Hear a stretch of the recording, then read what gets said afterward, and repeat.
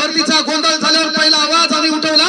16 जानेवारी 2024 ला पहिलं आंदोलन छत्रपती संभाजीनगरमध्ये क्रांती चौकात आम्ही केलं. अनेक पुरावे तलाठी भरतीच्या पेपर फुटीमध्ये होते, पण मायबाप सरकारमधला एक मंत्री आम्हाला म्हणला, आम्हाला पुरावे दाखवा.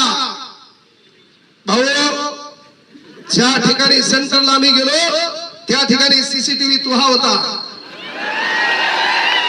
ज्या ठिकाणी आम्ही सेंटरला गेलो त्या सीसीटीव्हीचा डीव्हीआर तियाकडे होता. तिथं आम्ही पेपर देताना आमचा बाप कॅमेरा घेऊन नव्हता. आणि म्हणून लोकशाहीच्या तत्वानुसार आम्ही तुम्हाला मतदान करून तुम्हाला 5 वर्षांच्या बोकांडीवर बसवायला दिल्याच्या नंतर जर तुम्हीच म्हणत असाल की आम्हाला पुरावे द्या, तर या ऑनलाईन परीक्षेमध्येही बाळांनो तेच होणार.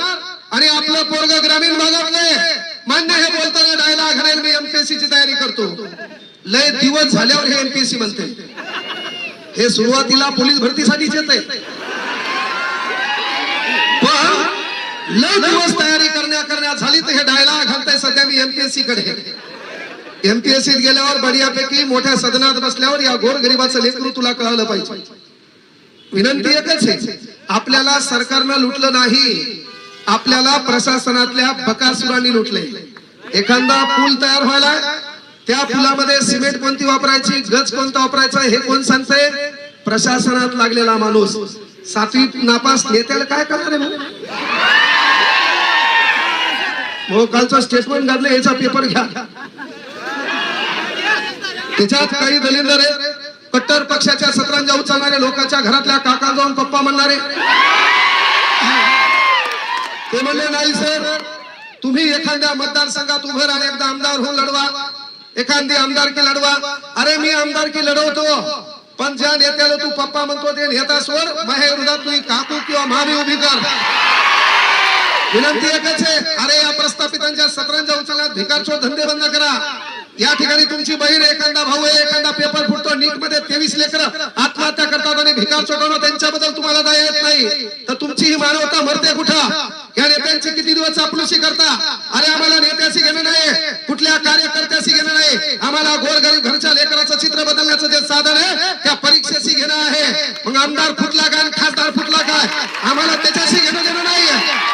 पण आमच्या लेकराची जी समस्या आहे त्या समस्येवर वार आला. अरे सुरुवात है, युवा वो नहीं होते जो हवा के साथ बहते हैं, युवा वो नहीं होते जो हवा के साथ बहते हैं, युवा तो होते साला जो हवा का रुख बदल देते. आणि तीही करण्याची ताकद आम्ही या काळात ठेवणार आहोत. केवळ विनंती एकच आहे, परीक्षा ऑफलाईन झालीच पाहिजे. गुळगुळ बोलणं आम्ही ऐकणार नाही. महाराष्ट्र म्हणजे एका तू नाही, आम्हाला गुळगुळ कोणाचं बोलणं ऐकायचं नाहीये. आणि म्हणून विनंती आहे, तुम्ही पण प्रशासनात गेल्यावर गरीबाचा कार्यक्रम ठोकू नका. पोलीस प्रशासनाला विनंती आहे, गोरगरिबाचे लेकरं परमिशन मागायला आल्यावर थोडंफार सहकार्य करा, है ना. आता इथं आपल्याला स्टेज, आम्हाला तिथे स्टेज भेटलं नव्हतं, 1 मिनिटात आम्ही ट्रॅक्टर आणलं. ह्या त्या ट्रॅक्टरवर 150 जण, कोण बोलायला पता लागणार. मग त्याच्यात काही जण म्हणले आंदोलन चांगलं झालं, पण त्या आंदोलनाला राजकीय वळण लागलं. मग चला, त्या ठिकाणी काही पक्षाचे नेते होते, आता इथं कुठलाच पक्ष नाही. मग आता बोल केल्या,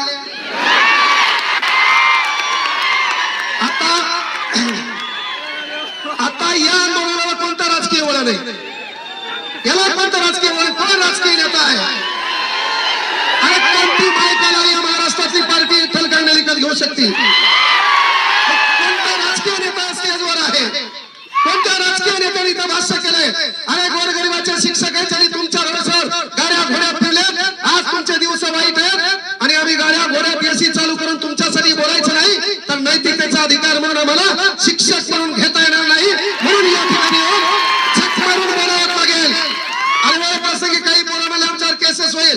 केसेस गड्यावर तुमच्यावर नसतात होत, जी आयोजन कमिटी असते त्याच्यावर होतात.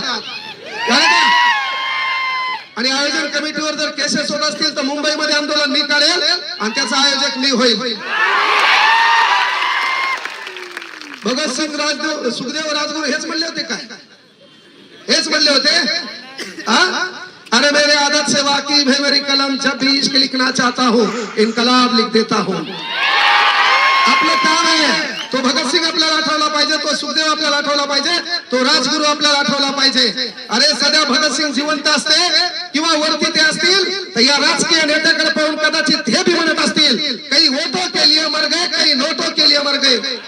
भगत सिंगाला वाटलं असेल जर या देशातल्या विद्यार्थ्याच्या पालकाला, शेतकऱ्याला अरे पिकाच्या हमी भावासाठी रस्त्यावर यावं लागत असेल तर ज्या भगत सिंगांनी हसत हसत या देशासाठी फासावर आत्मबलिदान केलं ते भगत सिंग कदाचित सुखदेवांना म्हणत असतील अरे काही वोटो के लिए मर गए, काही नोटो के लिए मर गए. होते भगत सिंग जिंदा तो कहते सुखदेव से हम भी साला किन कमीनों के लिए मर गए, हम भी साला किन कमीनों के लिए मर गए.